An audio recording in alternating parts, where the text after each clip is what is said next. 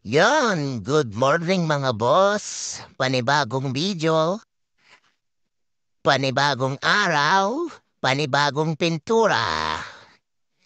May sasalang tayo ngayon mga boss na Sniper 150 version 1, mare full pairings tsaka mugs.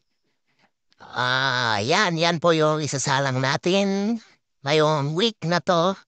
Siya po yung nauna sa pila natin ngayong naibigay. Kaya ito muna yung uunahin ko, mga boss.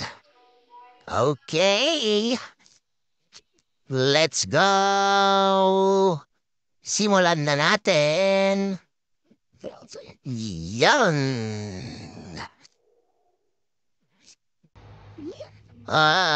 Dito guys, meron na akong video dito. Ire-replay ng natin to. Yung pangtanggal ng acrylic paints. Napanood niya na siguro yan mga boss. Sa last video natin yan. At ito yung paggamit ng paint remover sa mga bakal. Goods na goods yan mga boss.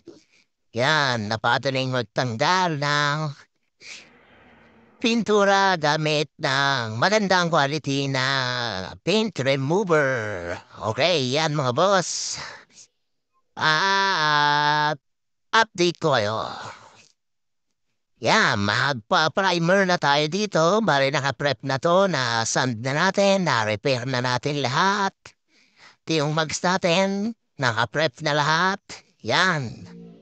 Let's go! Primer time na mga One boss. eternity later. At dito nga mga boss, habang naka-timelapse tayo, shout out ko muna yung mga tropa na patuloy na sumusuporta ng shop natin. Alam niyo na kung sino kayo. Napakaraming nag-walk-in mga boss. Yung mga nagpapa-schedule po sa akin ng online. Bisita na lang po kayo dito sa shop natin para mapresyohan natin yung inapa-estimate nyo mga boss. Kasi sa personal, makikita natin yung scope ng trabaho ng isang project. Pero pag sa online kasi mga boss, pag sesend mo lang, di natin makikita o yung mga additional na trabaho. Kaya yun. At yun mga boss, di natin maprepresyohan yan sa online. Kaya pinakamay na mag-walk-in na lang kayo dito sa bahay, sa shop, para mapresyohan natin. Okay? At dito, naka-prep na tayo. Kinaumagahan na to ng video natin. Ready to kulay na tayo mga boss. At dito, yung kulay natin is metallic white. Di na siya pansinin sa video mga boss. Pero sa personal, malinis po yan.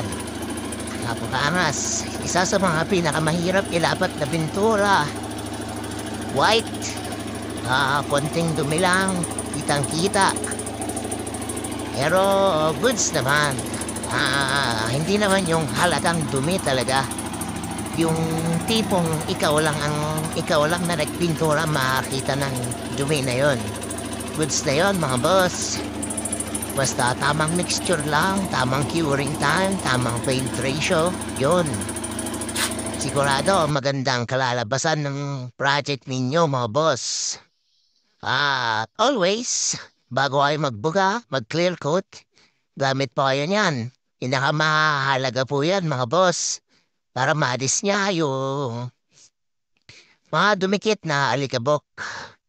Kung may static gun lang sana tayo, mas mainam na naman yon. Pero low budget lang po tayo na pintor. Kaya takrag lang po yung gamit natin. Goods na rin to mga boss. Sa price na 50 pesos, may takrag ka na. Bale, dalawa po ang klase ng takrags. Yung mga ginagamit ng woodworkings, tsaka mga automotive paints. Yan mga boss. Napakasuabe. Wala pa pong top coat yan. Ito pa lang po, magbubuga pa lang po ako ng first layer ng top coat natin. Yan, tamang buga lang. Ah, tamang sukat lang ng spray gun, yung fluid niya, tamang hangin. Yan, gaganda yung lapat niyan mga boss. Mas lalo at medyo maganda pa yung araw. Tapos, meron kayong heater lamp. Mas lalo sa mga panahon ng December, January, yon mga boss. Malamig yung panahon na ngayon. Tsaka check nyo lagi yung tangke ng compressor nyo. Bawat project dapat mag-drain kasi madaling pumasok yung tubig na na-absorb. Kasi po yung hangin na naigop ng compressor, kapag na-stuck po yun sa tangke ng compressor, magiging tubig po yun. Kaya ugaliin po lagi na mag-drain ng tangke ng compressor bago ay mag-umpisa ng project para maiwasan ang mga issue pagdating ng ano, pagdating sa paint job nyo. Kaya, yun mga boss, hanggang dito na lang pala ang video natin. Ah, ito pala yung full na video natin ng Sniper 155. Yan, yung metallic black. Yan po yung parts niya ng mga black. Bale, black and white po yung napili ni boss na kulay niya. Yan, tapos na rin yung mags niya dito mga boss. Shortcut na lang natin para makita nyo yung outcome at magiging outcome ng motor niya. Yan mga boss, napakapinaw. Okay. Yung nagtatanong pala sa price nito mga boss, is budget lang po to mga boss. Sinakto ko lang yung budget ni bossing. Kumastos lang siya ng 4,500 sa kaha niya at mags niya. O mura na yon mga boss. Sobrang mura na yon. Pero mas may quality pa yan pag nadagdagan sana yung budget ni boss. Medyo nag-reduce lang tayo ng konti sa pintura, pero same outcome pa rin naman. Pero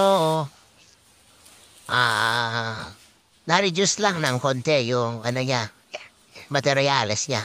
Okay, hanggang dito na lang po ang video natin. Maraming salamat. Bye guys!